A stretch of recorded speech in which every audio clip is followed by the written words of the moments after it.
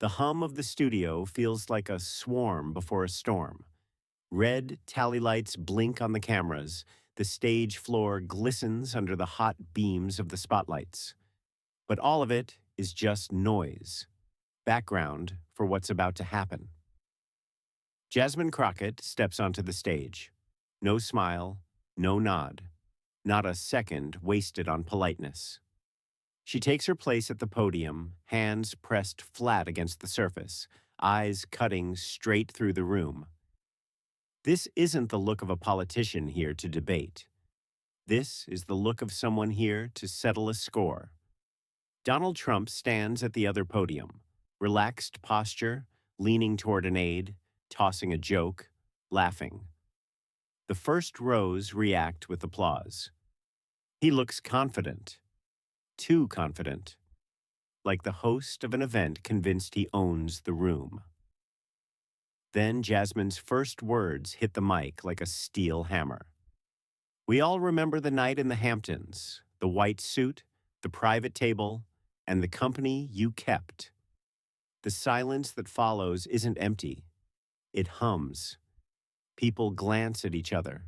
Phones come up without thinking. Trump blinks, eyes flicking away for a fraction of a second before snapping back with his trademark smirk. But the smirk isn't as solid as it was. I'm not talking about parties, Jasmine continues, her tone calm but sharp. I'm talking about the people who stood beside you when no one was watching.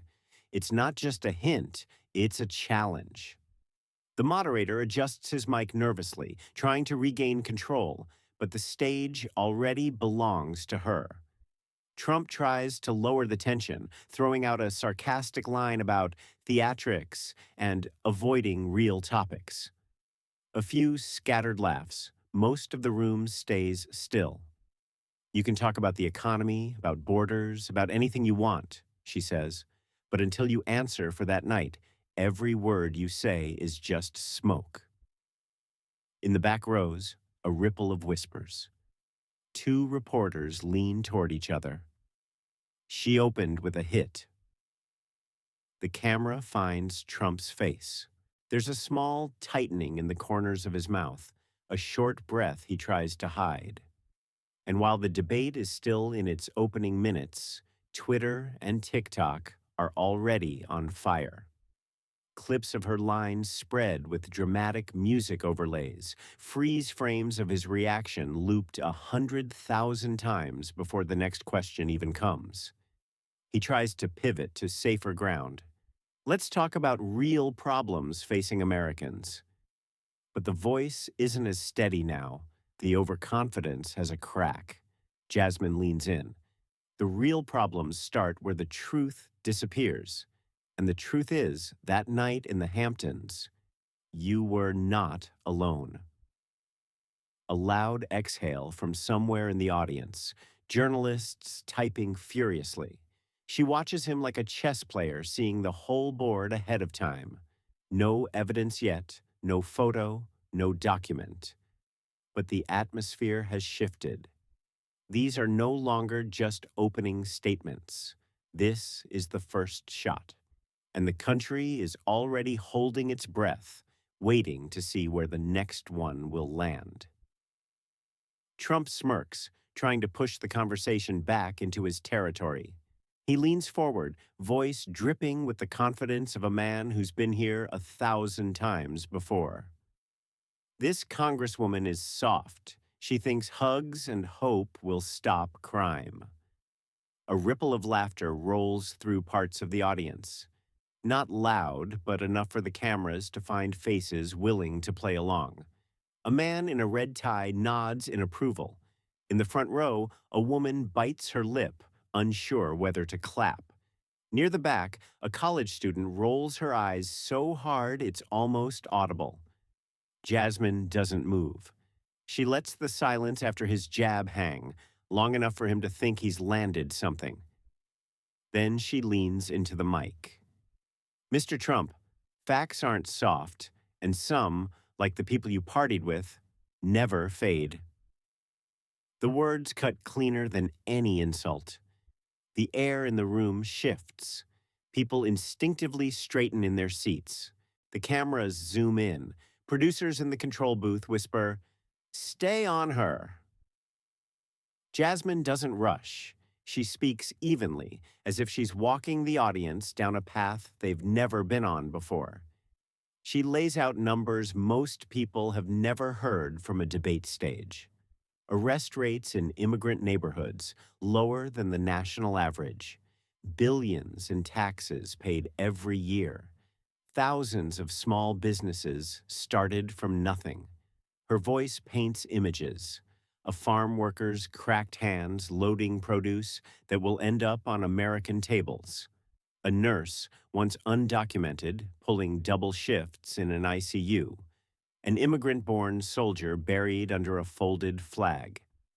Some in the crowd nod without realizing it. Others cross their arms, holding their ground. The split is visible, a seam running right through the audience, and every camera operator knows to capture both sides in perfect contrast. Trump shakes his head, cutting in. "That's emotional, that's sweet, but it's not realistic." His interruption dies the second she meets his eyes. "Realistic," she says, voice firm, "is understanding that fear doesn't make us safe. Truth does." The words land heavy. For a moment, the studio is still. No coughs, no shifting in seats. Just the quiet weight of two people refusing to back down. Even Trump hesitates before leaning away, his grin slipping just enough for the cameras to notice. The moderator clears his throat, trying to move on, but Jasmine's mind is already elsewhere. Her fingers brush the side of the leather folio on her podium. She knows exactly what's inside, and she knows exactly when it will matter. Somewhere in the front row, a retired Marine sits beside a church deacon. Both are leaning forward. Behind them, a student in a hoodie with "Justice for All" printed across the front stares straight ahead, unblinking. In the far corner, a stagehand mutters to another, "White party. Hamptons. That guest list." Jasmine doesn't look back, but her grip on the folio tightens. A text buzzes on her smartwatch. It's from her aide. "All green for segment 2. She replies with a single dot, their private code for standby. The countdown clock on the LED wall hits 30 seconds until the next segment. The air in the studio feels thick, electric. In kitchens and bars across the country, TV volumes go up a notch. Phones get put down. People lean forward. Trump adjusts his tie, smirking like the stage is already his. He doesn't see it yet, that she's already set the trap. The moderator's voice is calm, but there's a flicker in his eyes. He knows the tone in the room has shifted. Let's move to the next topic. But Jasmine doesn't shift an inch. She's already waiting for the right moment. From the side entrance, a figure steps into the light. Tall, broad shoulders, walks with a steady, deliberate pace. Gasps ripple through the crowd. Some clap. Others crane their necks. It's Marcus Shaw Johnson, rapper, activist, and the same man who, during the commercial break, had texted Jasmine's aide. "I was there that night. Call me if you need me." He doesn't smile, doesn't wave. He takes his spot like a man carrying something too heavy to keep to himself any longer. The moderator turns to him. "Marcus Johnson, were you at the white party in the Hamptons that year?" "Front row," Marcus says, voice steady. Then he turns directly to Trump. "And I remember exactly who I saw. The room freezes. Phones go up. Fingers hover over record buttons." Trump laughs suddenly, the sound sharp and too loud. "Oh, here we go," he says. But even through the chuckle, the edge in his voice betrays him. And then another figure appears at the studio doors. Smaller frame, black dress, hair pulled back tight. In her right hand, something unexpected, a scuffed vintage camera. The crowd murmurs again. The moderator speaks over the noise. This is Tasha Green, a former event staffer at the White Party. She doesn't fidget. She doesn't look away. Her eyes lock on Trump. I worked that party, she says. I saw things I was told to forget, and I didn't. She holds up the old camera so the lights catch its worn metal edges. I took something that night the public's never seen. The control room explodes into action. Zoom in on the camera, a producer barks. The main red tally light flares. The lens closes in. Trump scoffs.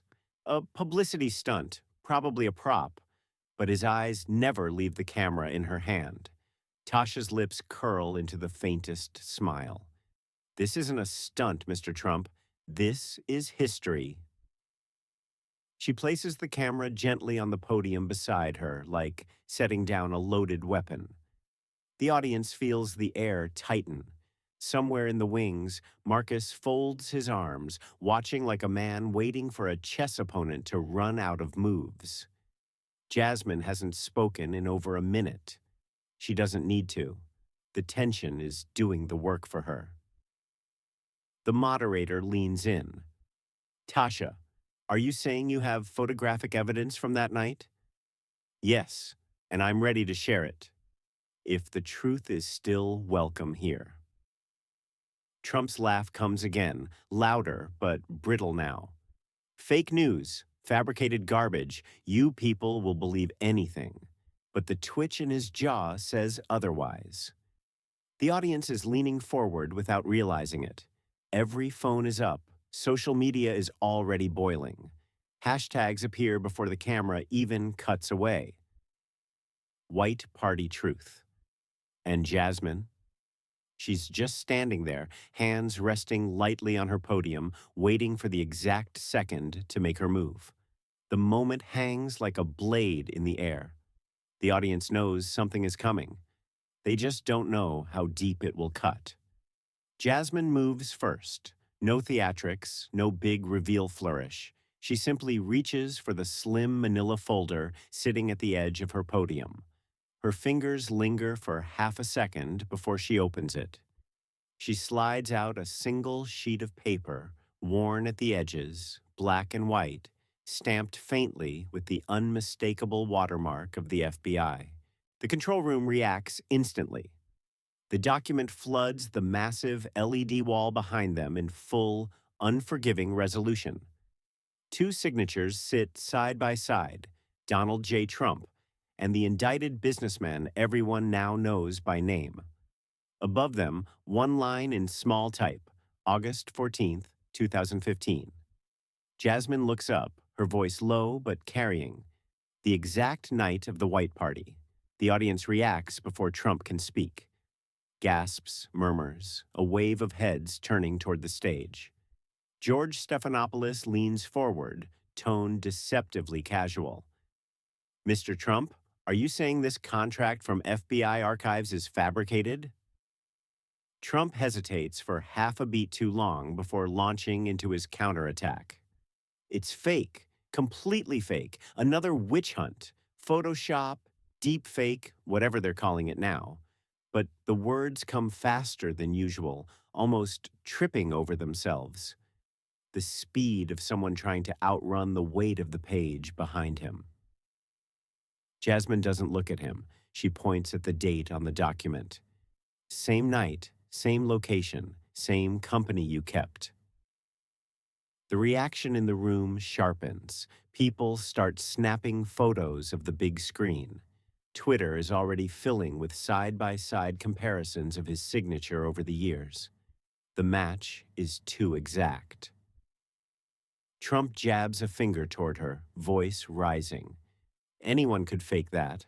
It's nothing. Her reply is almost calm. The thing about paper trails is they don't care how loud you yell. Ink doesn't lie.